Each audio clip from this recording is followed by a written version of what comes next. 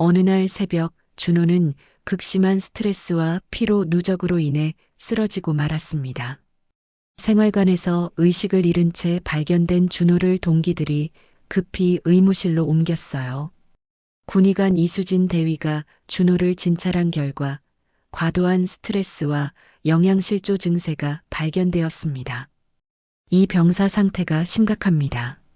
즉시 상급병원으로 이송해야 해요. 이수진의 말에 부대는 긴장했어요. 하지만 박태수는 여전히 사태를 축소하려 했습니다. 단순한 피로일 뿐이야. 며칠 쉬면 괜찮아질 거야. 그러나 준호의 상태는 나아지지 않았어요. 결국 군 병원으로 긴급 이송되었고 부대에서는 준호의 가족에게 연락을 취해야 했습니다. 그 전화는 멀리 안동의 작은 마을에 사는 할아버지에게 걸려왔어요. 과연 평범한 시골 할아버지가 손자를 위해 어떤 놀라운 반전을 보여줄까요? 그리고 707특임단 창설 멤버라는 충격적인 정체가 드러났을 때 군부대는 어떻게 변할까요? 이 감동적이고 통쾌한 이야기가 궁금하시다면 구독과 좋아요 부탁드려요. 끝까지 보시면 더욱 놀라운 반전이 기다리고 있습니다. 자, 그럼 이제 이야기 속으로 들어가 보시죠. 새벽 5시 경상북도 안동의 작은 마을에 닭 울음소리가 울려 퍼집니다. 김영수는 언제나처럼 일찍 잠에서 깨어나 마당에 나가 물을 떠서 얼굴을 씻었습니다. 72살의 나이에도 불구하고 영수의 어깨는 여전히 곱고 튼튼해 보였죠. 하지만 이제는 그저 평범한 시골 할아버지일 뿐입니다. 영수 형님, 벌써 일어나셨네요. 옆집 할머니가 마당에서 빨래를 널며 인사를 건넸습니다. 영수는 환하게 웃으며 손을 흔들었어요.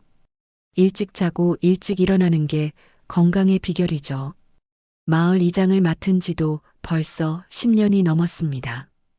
영수는 마을 일에 누구보다 열심이었어요. 농로 포장 공사 문제부터 마을 회관 보수까지 주민들의 크고 작은 일들을 챙기는 것이 그의 일상이었습니다. 특별할 것 없는 평범한 시골 할아버지의 삶이었죠. 오전 9시 영수는 마을 회관에서 주민들과 만났습니다. 오늘은 가을 축제 준비 회의가 있는 날이었거든요. 올해도 떡매치기 대회는 해야 하지 않겠습니까? 한 할아버지가 의견을 냈습니다. 영수는 고개를 끄덕이며 회의를 진행했어요. 회의가 끝나고 주민들이 하나둘 집으로 돌아갈 때였습니다. 영수의 핸드폰이 울렸어요. 화면에 준호라는 이름이 떠올랐습니다. 영수의 얼굴이 환해졌죠. 준호야, 할아버지다. 영수의 목소리에 기쁨이 가득했습니다. 전화 너머로 손자의 목소리가 들려왔어요. 할아버지, 군대 생활 잘하고 있어요. 걱정 마세요. 그래, 그래. 우리 준호가 얼마나 기특한지 몰라. 마을 사람들한테 자랑하고 다니고 있다. 영수는 마치 세상을 다 가진 것처럼 기뻐했습니다. 준호는 영수에게 있어 유일한 혈육이자 자랑이었거든요. 부모를 일찍 잃고 할아버지 손에서 자란 준호는 영수에게 아들이자 동시에 손자였습니다. 대학을 졸업하고 군에 입대한 준호를 생각하면 영수의 가슴이 뿌듯했어요. 우리 준호 꼭 건강하게 제대해야 한다. 점심시간이 되자 영수는 마을 식당에 들렀습니다. 이장님, 오늘도 오셨네요. 식당 아주머니가 반갑게 맞았어요. 준호 소식은 어때요? 아이고, 우리 준호 말입니까? 군대에서 모범병이라고 하더라고요. 영수는 자랑스럽게 말했습니다. 식당에 있던 다른 어르신들도 고개를 끄덕였어요. 역시 영수 이장이 잘 키운 덕분이네요. 오후가 되자 영수는 마을 뒷산으로 산책을 나갔습니다. 가을 햇살이 따스하게 내리쬐는 산길을 걸으며 영수는 생각에 잠겼어요. 준호가 어렸을 때 함께 이 길을 걸었던 기억이 떠올랐습니다. 할아버지, 저 커서 뭐가 될까요? 어린 준호가 물었던 날이 생각났어요. 뭐든 되고 싶은 걸 하면 된다. 할아버지가 응원해 줄 테니까. 그때 영수가 했던 대답이었습니다. 지금도 마찬가지였어요. 준호가 어떤 길을 걸어도 영수는 묵묵히 지켜보며 응원할 생각이었습니다. 저녁이 되어 집으로 돌아온 영수는 혼자 저녁을 먹었습니다. 텔레비전에서는 뉴스가 나오고 있었지만 영수의 관심은 온통 준호에게 있었어요. 내일은 준호에게 편지를 써야겠다고 생각했습니다.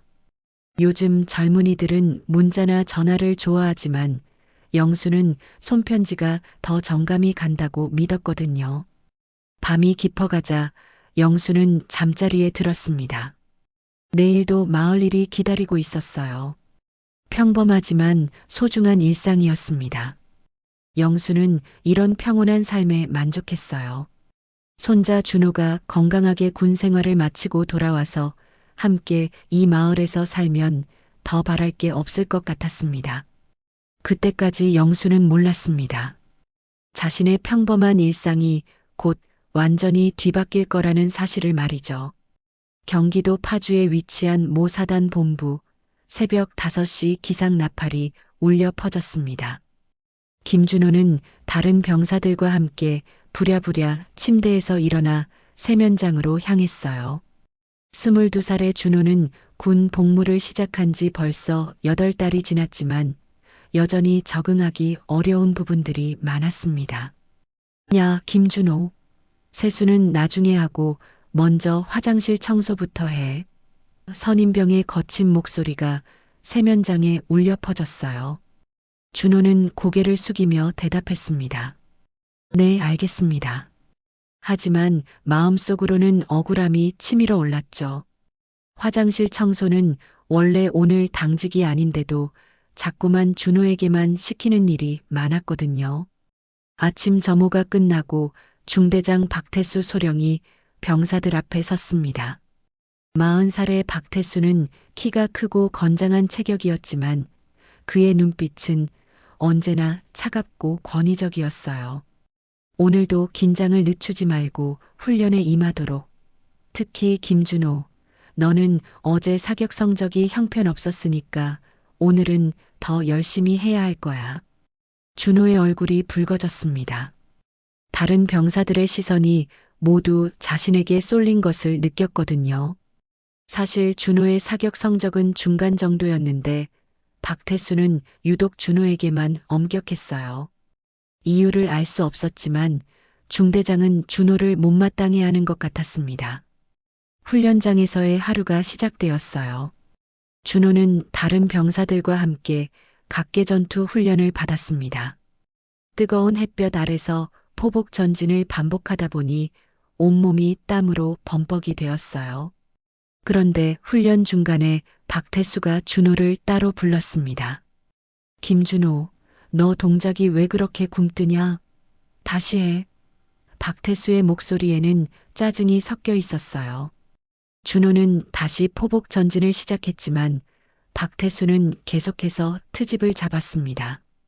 속도가 느려. 다시. 자세가 엉망이야. 처음부터. 결국 준호는 다른 병사들이 쉬는 동안에도 혼자서 반복 훈련을 해야 했어요.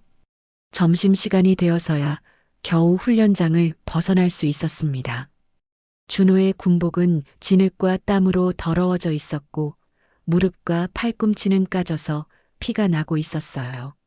식당에서 점심을 먹는 동안에도 준호는 마음이 편치 않았습니다. 동기들은 걱정스럽게 준호를 바라봤어요. 준호야, 괜찮아?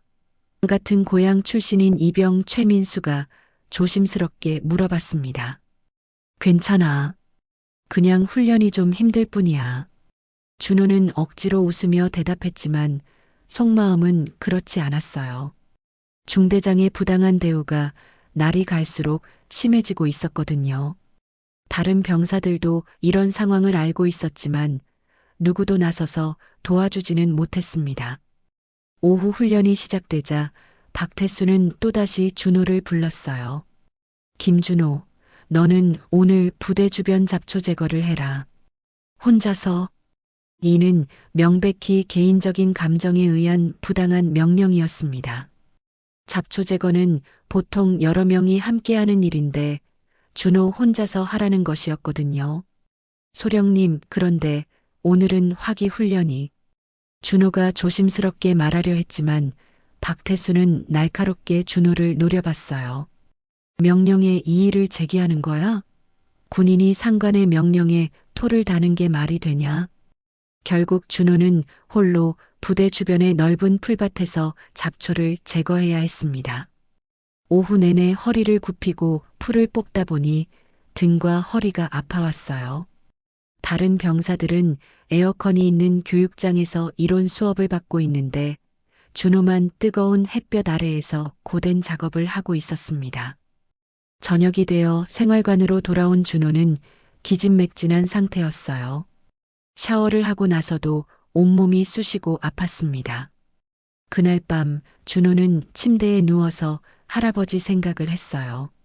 할아버지께 전화를 드릴 때마다 걱정시키고 싶지 않아서 잘 지내고 있다고 말했지만 실제로는 매일이 고통스러웠습니다. 며칠 후 상황은 더욱 악화되었어요. 박태수는 준호에게 불합리한 업무를 계속 부과했고 다른 간부들도 이를 묵인했습니다. 준호는 정신적으로나 육체적으로 한계에 다다르고 있었어요. 그러던 어느 날 쓰러지고 말았습니다. 생활관에서 의식을 잃은 채 발견된 준호를 동기들이 급히 의무실로 옮겼어요. 군의관 이수진 대위가 준호를 진찰한 결과 과도한 스트레스와 영양실조 증세가 발견되었습니다. 이 병사 상태가 심각합니다. 즉시 상급병원으로 이송해야 해요. 이수진의 말에 부대는 긴장했어요. 하지만 박태수는 여전히 사태를 축소하려 했습니다. 단순한 피로일 뿐이야. 며칠 쉬면 괜찮아질 거야. 그러나 준호의 상태는 나아지지 않았어요. 결국 군 병원으로 긴급 이송되었고 부대에서는 준호의 가족에게 연락을 취해야 했습니다. 그 전화는 멀리 안동의 작은 새벽, 준호는 극심한 스트레스와 피로 누적으로 인해 마을에 사는 할아버지에게 걸려왔어요. 전화를 받은 영수의 얼굴은 순식간에 창백해졌습니다. 평온했던 일상이 한순간에 무너져 내리는 순간이었죠. 여보세요? 김영수는 평소와 다름없이 전화를 받았습니다. 오후 2시 마을 회관에서 마기를 마치고 집으로 돌아가는 길이었어요. 화면에 뜬 번호는 낯선 번호였지만 영수는 별다른 의심 없이 전화를 받았습니다. 김준호 일병의 보호자이신가요? 전화 너머로 들려온 목소리는 차갑고 공식적이었어요. 영수의 가슴이 갑자기 쿵 하고 내려앉았습니다. 네, 그렇습니다. 준호 할아버지인데요. 안녕하십니까? 저는 육군 모 사단 행정보급과 김상훈 중위입니다. 김준호 일병이 현재 의식을 잃은 상태로 군 병원에 입원해 있어서 연락드렸습니다. 순간 영수의 머릿속이 하얗게 변했어요. 손에 들고 있던 서류 뭉치가 바닥에 떨어졌습니다. 뭐라고 하셨습니까? 우리 준호가 어떻게 되었다고요? 영수의 목소리는 떨리고 있었어요. 지나가던 마을 사람들이 영수의 창백한 얼굴을 보고 걱정스럽게 바라봤습니다. 정확한 원인은 아직 조사 중이지만 과로와 스트레스로 인한 것으로 추정됩니다. 가족분께서 오셔야 할 것 같습니다. 중이의 말이 끝나자마자 영수는 전화를 끊고 허겁지겁 집으로 뛰어갔어요. 준호야, 준호야. 영수는 혼자 중얼거리며 짐을 챙겼습니다. 손이 떨려서 옷을 제대로 개지도 못했어요. 평생을 함께 살아온 마을을 벗어나 부대로 향해야 한다는 생각에 머릿속이 복잡했습니다. 하지만 지금은 그런 것도 중요하지 않았어요. 오직 준호만이 중요했습니다. 버스와 기차를 갈아타며 파주까지 가는 길은 영수에게 너무나 길게 느껴졌어요. 창밖 풍경이 스쳐 지나가지만 영수의 눈에는 아무것도 들어오지 않았습니다. 제발 아무 일 없기를 제발. 영수는 계속해서 기도했어요. 저녁 6시가 넘어서야 영수는 부대 정문에 도착했습니다. 초병이 영수를 보고 신분증 확인을 요구했어요. 김준호 일병 면회 왔습니다. 영수의 목소리는 여전히 떨리고 있었습니다. 부대 안으로 들어가자 행정보급과 김상훈 중위가 영수를 맞았어요. 고생 많으셨습니다. 이쪽으로 오시죠. 중위는 영수를 의무실로 안내했습니다. 가는 길에 영수는 주변을 둘러봤어요. 넓은 부대 안에는 많은 건물들이 있었고 여기저기서 훈련복을 입은 젊은 병사들이 보였습니다. 의무실에 도착하자 이수진 군의관이 나와서 영수를 맞았어요. 안녕하십니까? 김준호 일병을 담당하고 있는 이수진 대위입니다. 영수는 급하게 물었습니다. 우리 준호는 어떻습니까? 많이 아픈가요? 현재 안정을 취하고 있습니다만 과도한 스트레스와 피로 누적으로 인해 일시적으로 의식을 잃었었어요. 지금은 깨어났지만 정신적 충격이 큰 상태입니다. 이수진의 설명을 들으며 영수의 마음은 더욱 무거워졌어요. 병실 문을 열고 들어가자 침대에 누워있는 준호가 보였습니다. 평소보다 훨씬 야윈 얼굴, 움푹 들어간 눈, 창백한 안색을 보며 영수는 가슴이 미어지는 듯 했어요.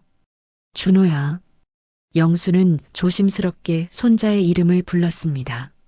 준호가 고개를 돌려 할아버지를 봤어요. 할아버지. 준호의 눈에서 눈물이 흘러내렸습니다. 영수는 준호의 손을 잡으며 말했어요. 괜찮다, 괜찮아. 할아버지가 왔으니까 이제 괜찮을 거야. 하지만 영수의 마음속에는 분노가 치밀어 오르고 있었습니다. 대체 무슨 일이 있었던 건지, 왜 건강하던 손자가 이렇게 되었는지 알고 싶었어요. 준호와 잠시 이야기를 나눈 후 영수는 담당 간부를 만나자고 했습니다. 중대 사무실에서 박태수 소령을 만난 영수는 정중하게 인사했어요. 안녕하십니까? 김준호 일병의 할아버지입니다. 하지만 박태수의 태도는 차갑고 무관심했습니다. 네, 그렇습니까? 김준호 말이죠. 박태수는 서류를 들여다보며 대충 대답했어요. 영수는 참을성 있게 물었습니다. 우리 준호에게 무슨 일이 있었는지 자세히 알고 싶습니다. 별다른 일은 없었습니다. 요즘 신세대 아이들이 군대 적응을 힘들어하는 경우가 많아요. 김준호도 그런 케이스겠죠. 박태수의 말에는 책임 회피와 무관심이 배어 있었어요. 영수는 더 자세한 설명을 요구했지만 박태수는 군 기밀이니까 더 이상 말씀드릴 수 없다며 대화를 회피했습니다. 그냥 며칠 쉬면 괜찮아질 겁니다. 너무 걱정하지 마세요. 그런데 우리 준호를 집으로 데려갈 수는 없을까요? 영수가 조심스럽게 물어봤지만 박태수는 단호하게 거절했어요. 그건 불가능합니다. 군 규정상 허가받지 않은 외박은 안 됩니다. 할아버지께서는 그냥 돌아가시는 게 좋겠어요. 박태수의 냉정한 태도에 영수는 당황했습니다. 손자가 이렇게 아픈데도 인간적인 배려 하나 없는 것이 이해되지 않았어요. 하지만 영수는 참고 견뎠습니다. 화를 내봤자 준호에게 도움이 되지 않을 것 같았거든요. 알겠습니다. 그럼 준호 곁에서 하룻밤 지켜봐도 될까요? 영수의 간청에도 박태수는 고개를 저었어요. 면회 시간이 정해져 있습니다. 규정을 지켜주세요. 결국 영수는 부대 근처 여관에서 하룻밤을 보내야 했어요. 낡은 방에 홀로 누워 영수는 잠을 이룰 수 없었습니다. 준호의 야윈 얼굴과 중대장의 차가운 태도가 계속 머릿속을 맴돌았어요. 내가 뭔가 잘못 생각하고 있는 건가? 아니면 정말로 준호에게 무슨 일이 있었던 건가? 영수는 밤새도록 고민했습니다. 하지만 지금으로서는 알 수 있는 방법이 없었어요. 다음 날 아침 영수는 다시 부대를 찾아가 준호를 만났습니다. 준호는 여전히 기운이 없어 보였어요. 영수는 준호의 손을 꼭 잡으며 말했습니다. 준호야, 할아버지가 계속 지켜볼 테니까 힘내야 한다. 영수가 부대를 떠나 안동으로 돌아가는 버스에 몸을 맡기고 있을 때였습니다. 마을 이웃인 박철수 할아버지가 우연히 같은 버스에 탔어요. 영수 형님, 이게 웬일입니까? 박철수는 영수를 보고 반가워했지만 영수의 침울한 표정을 보고는 금세 눈치를 챘습니다. 준호한테 무슨 일 있나요? 박철수가 조심스럽게 물어봤어요. 영수는 한숨을 깊게 쉬며 대답했습니다. 군대에서 쓰러져서 병원에 입원해 있어. 그런데 정확히 무슨 일인지 알려주질 않네. 박철수는 고개를 끄덕이며 영수의 어깨를 두드렸어요. 요즘 군대가 예전 같지 않다고들 하던데 걱정이 많으시겠어요. 두 노인은 한동안 말없이 창밖을 바라봤습니다. 그때 박철수가 갑자기 뭔가 떠올린 듯 영수를 바라봤어요. 형님, 그런데 혹시 예전에 특수부 돼 계셨던 거 맞죠? 영수는 놀란 표정으로 박철수를 봤습니다. 갑자기 그런 얘기는 왜 해? 제가 젊을 때 군무원으로 일했는데요. 그때 707특임단 창설 관련 자료를 본 적이 있거든요. 거기서 형님 이름을 봤었어요. 김영수 중사. 맞죠? 박철수의 말에 영수는 깜짝 놀랐어요. 영수는 잠시 말을 잇지 못했습니다. 20년 넘게 마을에서 평범하게 살아왔는데 누군가가 자신의 과거를 알고 있다는 사실이 당황스러웠어요. 그런 옛날 일은 별로 얘기하고 싶지 않아. 죄송합니다. 괜히 말씀드렸네요.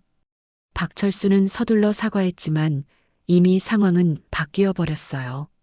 영수의 마음속 깊은 곳에 묻어두었던 기억들이 하나씩 되살아나기 시작했습니다.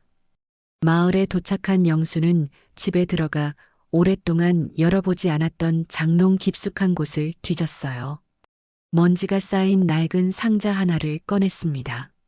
상자 안에는 젊은 시절의 사진들과 훈장, 그리고 몇 장의 문서가 들어 있었어요. 흑백 사진 한 장을 집어든 영수의 눈에 옛 기억이 스쳐 지나갔습니다. 25살의 김영수 중사가 동료들과 함께 찍은 사진이었어요.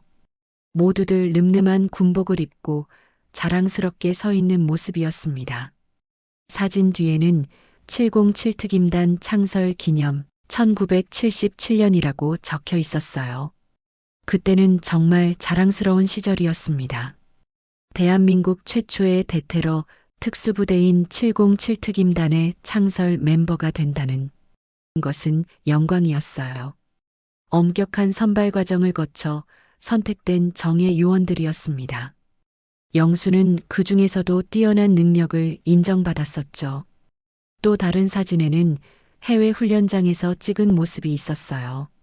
미국, 영국, 이스라엘 등 세계 각국의 특수부대와 합동훈련을 받던 시절이었습니다. 당시 영수는 저격수였고 동시에 폭발물 처리 전문가이기도 했어요. 문서 중에는 표창장과 포상 내역이 있었습니다. 국가 기밀 임무 수행 유공, 해외 작전 성공 기여와 같은 내용들이었어요. 물론 구체적인 작전 내용은 지금도 기밀이었지만 영수는 조국을 위해 목숨을 걸고 활동했던 시절을 기억하고 있었습니다. 1980년대 중반 영수는 중동 지역에서 한국인 인질 구출 작전에 참여했었어요. 당시 테러리스트들에게 납치된 한국 외교관을 구출하는 극비 임무였습니다. 영수와 동료들은 한 달간 현지에서 잠복하며 작전을 수행했고 결국 인질을 무사히 구출하는 데 성공했어요. 또 다른 작전에서는 국내로 침투한 북한 공작원을 추적하는 임무를 맡았습니다. 몇 개월간의 추적 끝에 공작원들을 체포했고 이는 국가안보에 큰 기여를 했어요. 이런 공로로 영수는 여러 차례 표창을 받았습니다. 하지만 영광스러운 시절도 끝이 있었어요. 1987년 영수는 작전 중 부상을 당했습니다. 폭발물 해체 과정에서 예상치 못한 폭발이 일어났고 영수는 오른쪽 다리에 큰 부상을 입었어요. 다행히 생명에는 지장이 없었지만 특수부대원으로서의 활동은 더 이상 어려워졌습니다. 부상 후 영수는 후방 지원 업무로 전환되었고 몇 년 후 전역했어요. 그리고 고향인 안동으로 돌아와 평범한 삶을 시작했습니다. 결혼을 하고 아들을 낳았지만 아들과 며느리를 교통사고로 잃으면서 손자 준호만 남게 되었어요. 그때부터 영수는 과거를 완전히 묻어두고 살아왔습니다. 특수부대 시절에 화려했던 경력도 받았던 훈장들도 모두 상자 속에 넣어두고는 마을 이장으로서만 살아갔어요. 준호에게도 할아버지의 과거에 대해서는 자세히 말하지 않았습니다. 평범한 할아버지로 사는 게 좋다. 영수는 항상 그렇게 생각했어요. 과거의 영광보다는 손자와 함께하는 평범한 일상이 더 소중했습니다. 하지만 지금 준호가 군대에서 어려움을 당하고 있는 상황에서 영수는 자신의 과거가 도움이 될 수도 있다는 생각을 하게 되었어요. 사진들을 다시 보며 영수는 옛 동료들을 떠올렸습니다. 특히 정현우가 생각났어요. 당시 정현우는 영수보다 1살 어린 후배였지만 매우 뛰어난 능력을 가진 요원이었습니다. 함께 여러 작전을 수행했고 서로를 믿고 의지하는 사이였어요. 정현우는 영수가 전역한 후에도 군에 남아서 계속 승진했다고 들었습니다. 지금쯤은 꽤 높은 자리에 있을 것 같았어요. 하지만 영수는 오랫동안 연락을 하지 않았습니다. 과거와 완전히 단절하고 살고 싶었거든요. 하지만 이제는 다르다. 영수는 마음을 굳혔어요. 준호를 위해서라면 과거의 인맥도 동원해야 할 때가 온 것 같았습니다. 중대장의 차갑고 무책임한 태도를 보면서 일반적인 방법으로는 준호를 도울 수 없다는 것을 깨달았거든요. 영수는 오래된 수첩을 꺼내서 정현우의 연락처를 찾기 시작했어요. 20년 전 번호라 지금도 사용하는지 확실하지 않았지만 일단 시도해 볼 생각이었습니다. 손자를 위해서라면 자존심도 내려놓을 수 있었어요. 영수는 떨리는 손으로 오래된 수첩에서 찾은 번호를 눌렀습니다. 신호음이 몇 번 울린 후 익숙한 목소리가 들려왔어요. 여보세요? 정현우의 목소리는 20년이 지났지만 여전히 또렷했습니다. 현우야, 나 김영수다. 영수의 목소리에는 복잡한 감정이 섞여 있었어요. 전화 너머로 잠시 침묵이 흘렀고 곧 정현우의 놀란 목소리가 들려왔습니다. 형님? 정말 형님이세요? 이게 얼마만입니까? 그래, 오랜만이다. 갑자기 연락해서 미안하다. 영수는 간단하게 안부를 묻고 나서 본론을 꺼냈어요. 현우야, 부탁이 하나 있는데. 영수는 준호의 상황을 자세히 설명했습니다. 손자가 군대에서 쓰러진 일, 중대장의 무성의한 태도, 그리고 자신이 느낀 의심들을 솔직하게 말했어요. 정현우는 진지하게 영수의 말을 들었습니다. 형님, 지금 국방부 차관으로 있습니다. 이런 일은 반드시 조사해야 합니다. 어느 부대라고 하셨죠? 정현우의 목소리에는 결연한 의지가 담겨 있었어요. 파주에 있는 모 사단입니다. 박태수라는 소령이 중대장이에요. 영수가 말하자 정현우는 즉시 메모를 했습니다. 알겠습니다. 내일 아침에 바로 조사팀을 보내겠습니다. 형님도 함께 가시죠. 다음 날 아침 검은색 승용차 2대가 영수의 집 앞에 도착했어요. 정현우가 직접 마을까지 내려온 것이었습니다. 20년 만에 만난 두 사람은 서로를 보며 감회가 깊었어요. 정현우는 차관의 위험 있는 모습이었지만 영수를 대하는 태도는 여전히 예전의 후배 같았습니다. 형님, 오랜만입니다. 정현우는 깍듯하게 인사했어요. 많이 늙었네. 영수는 쓸쓸하게 웃으며 답했습니다. 자네도 마찬가지야. 하지만 출세는 많이 했구나. 차 안에서 정현우는 영수에게 지난 20년간의 이야기를 들려줬어요. 영수가 전역한 후 계속 군에 남아서 여러 보직을 거쳐 지금의 자리까지 올라왔다고 했습니다. 형님 덕분입니다. 예전에 형님께서 가르쳐 주신 것들이 제군 생활의 바탕이 되었어요. 부대에 도착하자 초병이 차관의 방문에 당황했어요. 사전에 연락이 없었던 정격적인 시찰이었거든요. 부대 전체가 긴장하기 시작했습니다. 사단장이 급히 나와서 정현우를 맞이했어요. 차관님, 갑작스런 방문에 놀랐습니다. 사단장의 목소리에는 긴장이 역력했어요. 정현우는 차분하게 말했습니다. 특별 시찰입니다. 김준호 일병 관련해서 조사할 일이 있어서 왔습니다. 박태수 소령도 급히 불려왔어요. 어제까지만 해도 자신만만했던 그의 얼굴에는 당황스러운 기색이 역력했습니다. 특히 영수가 차관과 함께 온 것을 보고는 더욱 놀란 표정이었어요. 이분이 김준호 일병의 할아버지이신 김영수 선배님입니다. 정현우가 소개하자 박태수는 대충 인사했어요. 어제 뵈었습니다. 하지만 그의 태도는 여전히 건성이었습니다. 그때 정현우가 폭탄 선언을 했어요. 김영수 선배님은 707특임단 창설 멤버이시고 제가 군 생활을 시작할 때 직속 선배이셨습니다. 순간 부대 안이 쥐 죽은 듯 조용해졌어요. 박태수의 얼굴이 창백해졌습니다.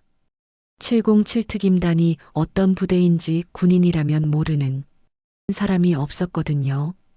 대한민국 최고의 특수부대이자 그 창설 멤버라는 것은 살아있는 전설과 같은 존재였어요. 정현우는 계속해서 말했습니다. 김영수 선배님은 저에게 군인 정신과 리더십을 가르쳐 주신 분입니다. 그 손자가 이 부대에서 의식을 잃고 쓰러졌다는데 정확한 경위를 알고 싶습니다. 사단장도 박태수를 날카롭게 바라봤어요. 상황이 심각해진 것을 깨달은 거죠. 즉시 조사하겠습니다. 관련자들을 모두 소집하십시오. 조사가 시작되자 진실이 하나씩 드러났어요. 다른 병사들이 박태수의 부당한 대우에 대해 증언하기 시작했습니다. 준호에게만 과도한 훈련을 시켰던 일, 다른 병사들과 차별적으로 대했던 일들이 모두 밝혀졌어요. 소령, 이게 사실입니까? 사단장이 날카롭게 물었지만 박태수는 변명만 늘어놓았어요. 훈련을 위한 것이었습니다. 요즘 신세대들이 너무 나약해서. 그때 정현우가 단호하게 말했습니다. 군기와 가혹행위는 다릅니다. 이런 식으로 부하를 대하는 것은 군인 정신에 어긋나는 일입니다. 정현우의 목소리에는 분노가 섞여 있었어요. 영수는 지켜보고만 있었지만 그의 존재 자체가 이미 큰 압박이었어요. 707특임단 창설 멤버라는 사실 앞에서 부대의 모든 간부들이 긴장하고 있었습니다. 영수가 한마디만 해도 이 사건이 어떻게 번질지 모르는 상황이었거든요. 의무실에서 이수진 대위도 불려왔어요. 준호 일병의 상태를 정확히 보고해 주십시오. 정현우의 요청에 이수진은 솔직하게 답했습니다. 과도한 스트레스와 영양 부족, 그리고 정신적 충격이 원인입니다. 단순한 피로가 아닙니다. 박태수는 점점 궁지에 몰렸어요. 다른 간부들도 더 이상 그를 감싸주지 않았습니다. 차관이 직접 나선 상황에서 잘못 대처하면 자신들도 연루될 수 있었거든요. 박태수 소령, 당신은 즉시 직위 해제됩니다. 사단장의 선언에 박태수는 얼굴이 하얗게 질렸어요. 사단장님, 이건 너무 심한 것 아닙니까? 하지만 정현우는 더욱 단호했습니다. 군 검찰에 고발 조치하겠습니다. 이런 일이 다시는 발생하지 않도록 정군에 경각심을 주어야 합니다. 영수는 조용히 준호가 있는 병실로 향했어요. 손자를 보며 영수는 마음이 무거웠습니다. 자신의 과거를 들춰내는 것이 달갑지는 않았지만 준호를 위해서라면 어떤 일이든 할 수 있었어요. 할아버지, 준호가 영수를 보며 눈물을 흘렸습니다. 미안해요. 할아버지한테 걱정 끼쳐서. 아니다, 준호야. 할아버지가 미안하다. 더 일찍 알았어야 했는데. 영수는 준호의 손을 꼭 잡으며 말했어요. 이제 괜찮을 거야. 모든 게 해결될 거다. 조사는 하루 종일 계속되었습니다. 정현우 차관이 직접 지휘하는 조사팀은 준호 사건과 관련된 모든 사람들을 면담했어요. 병사들, 간부들, 그리고 의무진까지 빠짐없이 조사받았습니다. 김준호 일병에 대한 부당한 대우가 있었는지 솔직하게 말해보세요. 조사관이 물어보자 같은 소대 병사들이 하나둘 증언하기 시작했어요. 지금까지 무서워서 말하지 못했던 일들이 쏟아져 나왔습니다. 준호는 다른 병사들보다 훨씬 많은 일을 했습니다. 화장실 청소, 잡초 제거, 그리고 개인 정비까지. 한 일병이 떨리는 목소리로 증언했어요. 중대장님이 유독 준호에게만 심하게 하셨어요. 다른 병사도 거들었습니다. 훈련할 때도 준호만 따로 불러서 반복 훈련을 시켰어요. 다른 사람들은 쉬는데 준호만 혼자 계속하게 했습니다. 증언이 이어질수록 박태수의 입장은 더욱 곤란해졌어요. 선임 하사관들도 불려왔습니다. 하사관으로서 이런 상황을 알고 있었습니까? 조사관의 질문에 한 하사가 고개를 숙였어요. 알고는 있었지만 중대장님 명령이라서 막기 어려웠습니다. 그래서 가만히 있었다는 말입니까? 정현우가 날카롭게 물었어요. 부하를 보호하는 것이 하사관의 역할 아닙니까? 하사관은 더 이상 변명하지 못했습니다. 이수진 대위는 준호의 의료 기록을 자세히 설명했어요. 김준호 일병은 입원 당시 체중이 정상보다 5kg이나 적었습니다. 영양실조와 수면 부족 증상이 뚜렷했어요. 의학적 증거들이 하나씩 제시되었습니다. 또한 정신적 스트레스 수치가 매우 높았습니다. 이는 단순한 군대 적응 문제가 아니라 지속적인 심리적 압박의 결과입니다. 이수진의 진단서는 박태수의 주장을 완전히 반박하는 내용이었어요. 박태수는 마지막까지 발뺌을 시도했습니다. 요즘 젊은 세대들이 너무 약해서 그런 거 아닙니까? 저는 그냥 군인 정신을 가르쳐 주려 했을 뿐입니다. 하지만 그의 변명은 설득력이 없었어요. 군인 정신을 가르치는 것과 개인을 괴롭히는 것은 다릅니다. 정현우가 단호하게 말했어요. 당신이 한 행동은 명백한 가혹행위입니다. 영수는 조사 과정을 지켜보며 복잡한 마음이었어요. 자신의 과거가 드러나는 것은 불편했지만 준호를 위해서는 필요한 일이었습니다. 다른 간부들이 자신을 바라보는 시선에서 경외감을 느낄 수 있었어요. 김영수 선배님께 한 말씀 드리겠습니다. 사단장이 영수에게 정중하게 인사했어요. 이런 일이 발생해서 정말 죄송합니다. 707특임단 선배님의 손자에게 이런 일이 생기다니. 영수는 조용히 고개를 끄덕였습니다. 저는 그냥 평범한 할아버지입니다. 다만 우리 준호와 이곳의 모든 젊은이들이 제대로 대우받기를 바랄 뿐이에요. 오후가 되자 조사 결과가 발표되었어요. 박태수 소령은 즉시 직위 해제되고 군 검찰에 송치되기로 결정되었습니다. 관련된 하사관들도 징계를 받게 되었어요. 앞으로 이런 일이 재발하지 않도록 전 부대에 특별 교육을 실시하겠습니다. 사단장이 영수와 정현우에게 보고했어요. 또한 병사들의 고충을 들을 수 있는 시스템을 강화하겠습니다. 준호가 있는 병실에는 많은 사람들이 찾아왔어요. 사단장부터 시작해서 여러 간부들이 사과하러 왔습니다. 김준호 일병, 정말 미안합니다. 이런 일이 생기도록 관리를 제대로 못해서 준호는 여전히 기력이 없어 보였지만 상황이 해결되고 있다는 것을 알고 안도의 표정을 지었어요. 괜찮습니다. 이제 좀 나아진 것 같아요. 영수는 준호 곁에 앉아서 손을 잡아주었습니다. 준호야, 할아버지가 늦어서 미안하다. 더 빨리 알아차렸어야 했는데. 준호는 고개를 저었어요. 아니에요, 할아버지. 할아버지가 오셔서 모든 게 해결되었잖아요. 할아버지가 그렇게 대단한 분이셨는지 몰랐어요. 준호가 할아버지를 새로운 눈으로 바라봤어요. 707특임단이라니 왜 말씀 안 해주셨어요? 영수는 쓸쓸하게 웃었습니다. 옛날 일이야. 지금은 그냥 평범한 할아버지로 사는 게 좋다고 생각했거든. 하지만 준호는 할아버지를 더욱 자랑스럽게 여겼어요. 병실 밖에서는 정현우가 기자들과 만나고 있었어요. 이 사건이 언론에 알려지면서 군대 내 가혹행위 문제가 다시 주목받게 되었습니다. 앞으로 이런 일이 재발하지 않도록 제도적 개선을 추진하겠습니다.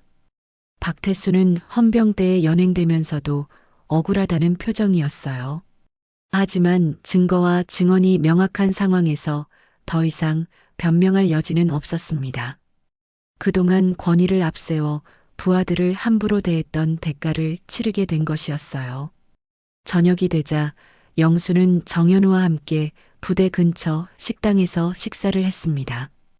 형님, 정말 오랜만에 뵙네요. 이런 일로 만나게 될 줄은 몰랐어요. 나도 그래. 하지만 자네 덕분에 준호를 도울 수 있었어. 영수가 고마움을 표했어요. 차관까지 오를 정도로 출세했구나. 모두 형님께서 가르쳐 주신 덕분입니다. 정현우는 진심으로 감사를 표했어요. 예전에 형님이 말씀하신 진짜 군인은 약한 자를 보호하는 사람이라는 말을 항상 기억하고 있어요. 두 사람은 오랜만에 옛 이야기도 나누고 앞으로의 계획도 이야기했어요. 영수는 이제 마음이 한결 가벼워진 것 같았습니다. 준호의 문제가 해결되었고 오랜 친구도 다시 만날 수 있었으니까요. 사건이 해결된 지 사흘이 지났습니다. 준호의 건강도 많이 회복되었고 부대 분위기도 확연히 달라졌어요.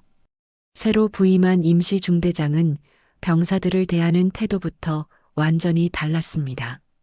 앞으로는 이런 일이 절대 발생하지 않도록 하겠습니다. 언론에서도 이 사건을 크게 다뤘어요. 707특임단 창설, 멤버의 손자 가혹행위 사건이라는 제목으로 여러 신문과 방송에서 보도되었습니다. 영수는 인터뷰 요청이 쏟아지자 당황했어요. 할아버지, 기자들이 인터뷰하고 싶어 해요. 준호가 병실에서 스마트폰 뉴스를 보며 말했습니다. 할아버지가 유명해지셨어요. 영수는 고개를 저었어요. 유명해질 생각은 없다. 그냥 조용히 지내고 싶어? 하지만 정현우가 찾아와서 설득했습니다. 형님, 이번 기회에 군대 문화 개선에 대해서 한 말씀 해주시면 좋겠어요. 형님의 말씀이면 사람들이 귀 기울일 거예요. 결국 영수는 짧은 기자회견을 갖기로 했습니다. 부대 강당에는 여러 언론사 기자들이 모여들었어요. 영수는 평범한 옷차림으로 나타났지만 그의 존재감은 남달랐습니다. 안녕하십니까? 김영수입니다. 영수는 간단하게 인사했어요. 기자들은 일제히 사진을 찍기 시작했습니다. 먼저 이번 일로 많은 분들이 관심 가져주셔서 감사합니다. 첫 번째 질문이 나왔어요. 707특임단 창설 멤버로서 이번 사건을 어떻게 보십니까? 영수는 잠시 생각한 후 답했습니다. 군대는 강한 자가 약한 자를 괴롭히는 곳이 아닙니다. 젊은이들이 올바른 군인 정신을 배우는 곳이어야 해요. 손자분의 상황을 알았을 때 어떤 심정이셨나요? 또 다른 기자가 물었어요. 영수의 목소리에는 진심이 담겨 있었습니다. 가슴이 미어지는 것 같았습니다. 우리 준호뿐만 아니라 이런 일을 당하는 모든 젊은이들이 불쌍했어요. 과거 특수부대 경력을 왜 숨기고 사셨습니까? 이 질문에 영수는 쓸쓸하게 웃었어요. 저는 이제 그냥 평범한 할아버지입니다.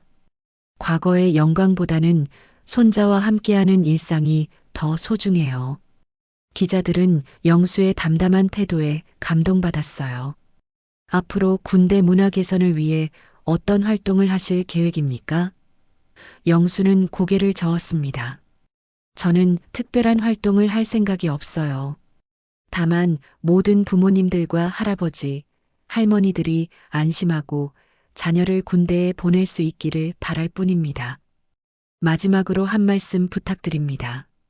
영수는 잠시 망설이다가 입을 열었어요. 군대는 우리나라를 지키는 신성한 곳입니다. 그곳에서 우리 젊은이들이 존중받고 올바르게 성장할 수 있어야 해요. 그것이 진정한 국방력입니다. 기자회견이 끝나고 영수는 부대를 둘러보았어요. 병사들이 자발적으로 나와서 경례를 올렸습니다. 안녕하십니까? 젊은 병사들의 우렁찬 목소리가 부대에 울려 퍼졌어요. 영수는 병사들을 바라보며 마음이 뭉클했습니다.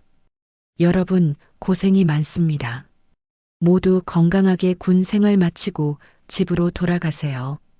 영수의 말에 병사들의 눈에서 눈물이 흘렀어요. 한 일병이 큰 소리로 외쳤습니다. 707특임단 선배님, 감사합니다. 다른 병사들도 따라서 외쳤어요. 감사합니다. 박수 소리가 부대 전체에 울려 퍼졌습니다. 준호는 병실 창문에서 이 광경을 지켜보고 있었어요. 할아버지에 대한 자랑스러움과 고마움으로 가슴이 벅찼습니다. 할아버지, 준호는 혼자 중얼거렸어요.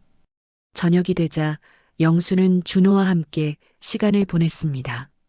할아버지, 정말 고마워요. 할아버지가 아니었다면 준호의 말을 영수가 막았어요. 가족끼리 뭘 고맙다고 하냐? 당연한 일을 했을 뿐이야. 그런데 할아버지, 이제 마을로 돌아가시면 사람들이 많이 찾아올 것 같아요. 준호가 걱정스럽게 말했어요. 영수는 고개를 끄덕였습니다. 그래도 어쩔 수 없지. 조용히 지낼 수 있을 때까지 참아야겠어. 정현우도 작별 인사를 하러 왔어요. 형님, 정말 오랜만에 뵈어서 좋았습니다. 앞으로도 자주 연락드리겠어요. 영수는 정현우의 손을 꼭 잡았습니다. 자네도 건강하게 지내고 좋은 일 많이 해라.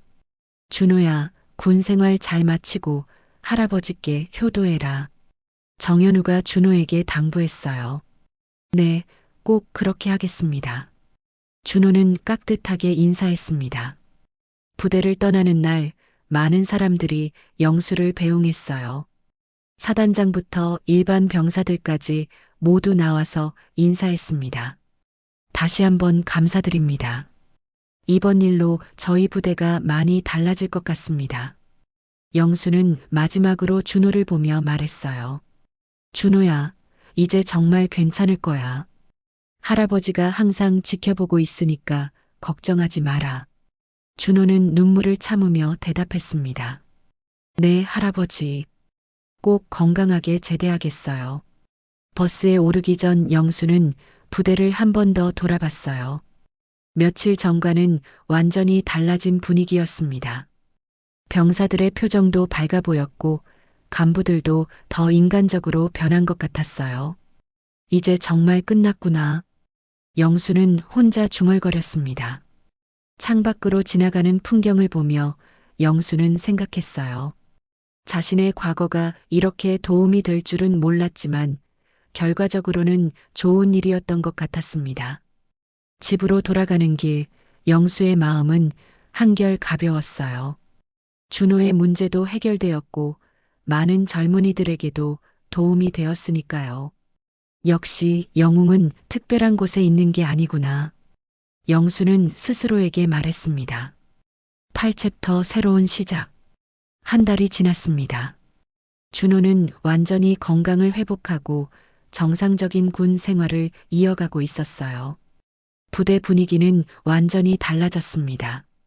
새로 부임한 중대장은 병사들과 소통을 중시했고 부당한 일이 생기지 않도록 세심하게 관리했어요. 준호야, 오늘 교육 어땠어? 중대장이 준호에게 친근하게 물어봤습니다. 네, 좋았습니다. 많이 배웠어요. 준호는 예전과 달리 자신감 있게 대답했어요. 이제는 두려움 없이 군 생활을 할 수 있었습니다. 부대에서는 병영문화 개선위원회가 새로 만들어졌어요. 준호도 위원 중 한 명으로 선발되었습니다. 김준호 일병, 자네의 경험이 다른 병사들에게 큰 도움이 될 거야. 중대장의 말에 준호는 고개를 끄덕였어요. 위원회 활동을 통해 준호는 다른 병사들의 고충을 들어주고 해결책을 제시하는 일을 했습니다. 혹시 부당한 대우를 받고 있거나 고민이 있으면 언제든 말해주세요. 준호의 말에 후배들은 안도감을 느꼈어요. 어느 날 한 이등병이 준호를 찾아왔어요. 선임, 저도 요즘 힘든 일이 있어서요. 그 병사는 일부 선임들의 괴롭힘을 당하고 있다고 털어놓았습니다. 준호는 즉시 상황을 파악하고 적절한 조치를 취했어요. 이런 일은 절대 참으면 안 됩니다. 우리 모두가 서로를 존중해야 해요. 준호는 당당하게 말했습니다.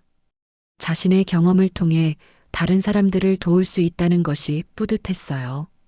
안동마을에서는 영수가 예전과 다른 일상을 보내고 있었습니다. 언론 보도 이후 마을을 찾는 사람들이 많아졌거든요. 취재진, 군 관계자들, 그리고 비슷한 일을 겪은 가족들까지 다양한 사람들이 찾아왔어요. 이장님, 저희 아들도 군대에서 비슷한 일을 당했는데 어떻게 하면 될까요? 한 어머니가 영수를 찾아와서 상담을 요청했습니다. 영수는 성심성의껏 조언해 드렸어요. 일단 정확한 사실부터 파악해 보세요. 그리고 적절한 신고를 하시고요. 영수는 이런 상담이 부담스럽긴 했지만 도움이 필요한 사람들을 외면할 수는 없었어요. 제가 특별한 사람은 아닙니다. 다만 경험을 나눠드릴 수는 있죠. 마을 사람들도 영수를 새로운 눈으로 바라보기 시작했어요. 영수 이장이 그렇게 대단한 분이었는 줄 몰랐네요. 707특임단이라니 정말 대단하세요. 사람들의 시선이 달라진 것을 영수는 느낄 수 있었습니다. 하지만 영수는 여전히 평범한 마을 이장으로 살고 싶었어요. 과거는 과거일 뿐이에요. 지금은 그냥 마을 일이나 열심히 하는 게 좋겠어요. 영수는 항상 그렇게 말했습니다. 어느 일요일 준호가 휴가를 나와서 할아버지를 찾아왔어요. 할아버지, 준호는 영수를 보자마자 달려가서 안겼습니다. 많이 보고 싶었어요. 그래, 우리 준호. 많이 좋아진 것 같구나. 영수는 손자의 밝아진 표정을 보며 흐뭇해했어요. 예전의 수척하고 어두운 모습은 완전히 사라졌습니다. 할아버지, 저 이제 부대에서 병영문화 개선 활동을 하고 있어요. 준호가 자랑스럽게 말했습니다. 제 경험을 살려서 다른 병사들을 도와주고 있어요. 영수는 준호의 말을 들으며 기뻤어요. 그래, 그렇게 해야지. 자네가 당한 일이 헛되지 않게 다른 사람들을 도와주는 거야. 손자가 어려움을 겪었지만 그 경험을 통해 더 성숙해진 것 같았습니다. 두 사람은 함께 마을 뒷산으로 산책을 나갔어요. 가을 단풍이 예쁘게 물든 산길을 걸으며 많은 이야기를 나눴습니다. 할아버지, 그때 정말 감사했어요. 할아버지가 오시지 않았다면 그런 얘기는 그만하자. 영수가 준호의 말을 막았어요. 이제는 앞으로만 보자. 자네가 건강하게 제대하는 게 가장 중요해. 네, 꼭 건강하게 제대해서 할아버지 효도할게요. 준호의 말에 영수는 만족스러워했어요. 효도는 무슨 효도야? 자네가 행복하게 사는 게 할아버지한테는 최고의 효도다. 산 정상에 올라가서 마을을 내려다보니 평화로운 풍경이 펼쳐졌어요. 할아버지, 이 마을이 정말 좋아요. 제대하면 여기서 할아버지랑 함께 살고 싶어요. 준호의 말에 영수는 웃음을 지었습니다. 그래, 함께 살자. 마을 일도 함께하고 농사도 함께 짓고. 영수는 앞으로의 계획을 이야기했어요. 자네가 돌아오면 마을이 더 활기차질 거야. 저녁이 되어 집으로 돌아온 두 사람은 함께 저녁을 먹었어요. 오랜만에 손자와 함께하는 시간이 영수에게는 무엇보다 소중했습니다. 할아버지, 맛있어요. 많이 먹어라. 군대 음식이 영 별로일 텐데. 영수는 계속해서 반찬을 준호 앞에 놓아주었어요. 손자를 챙기는 것이 영수에게는 가장 큰 기쁨이었습니다. 밤이 깊어지자 준호는 부대로 돌아가야 했어요. 할아버지, 다음 휴가 때 또 올게요.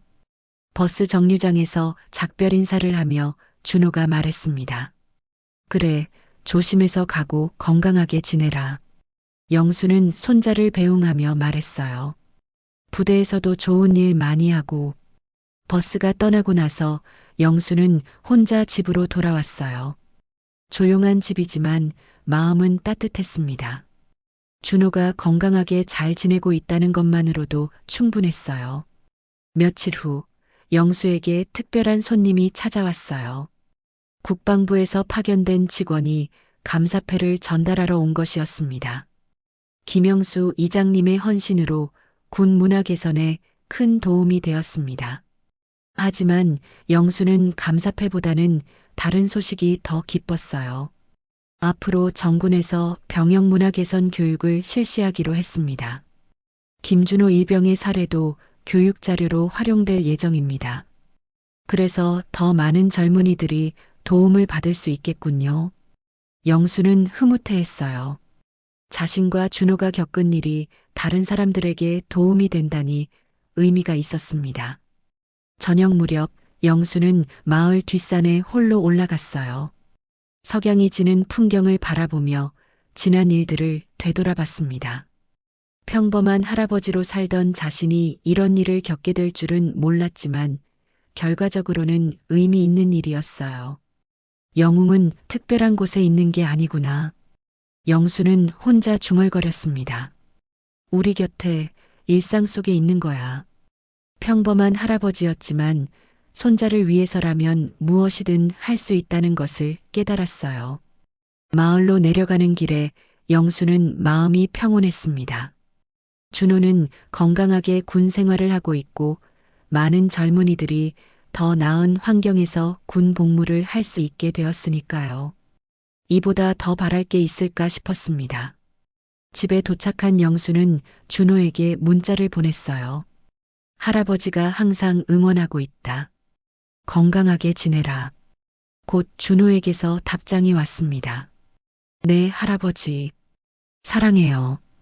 그날 밤 영수는 오랜만에 편안한 잠에 들었어요. 손자도 건강하고 마을도 평화롭고 무엇보다 많은 사람들에게 도움이 되었다는 뿌듯함이 있었습니다. 진정한 영웅이란 이런 것이구나 싶었어요. 이 작품은 김영수를 통해 진정한 영웅은 화려한 과거가 아닌 가족을 지키는 마음에서 나온다는 것을 보여줍니다. 준호의 고난은 침묵하지 않고 용기 있게 말하는 것의 중요성을, 박태수의 몰락은 권위를 악용하는 자의 말로를 경고합니다. 정현우는 진정한 동료애와 의리를, 이수진은 옳은 일을 위한 전문가의 책임감을 상징합니다. 결국 평범한 일상 속에서도 서로를 지키고 존중하는 것이 가장 숭고한 가치임을 전달합니다.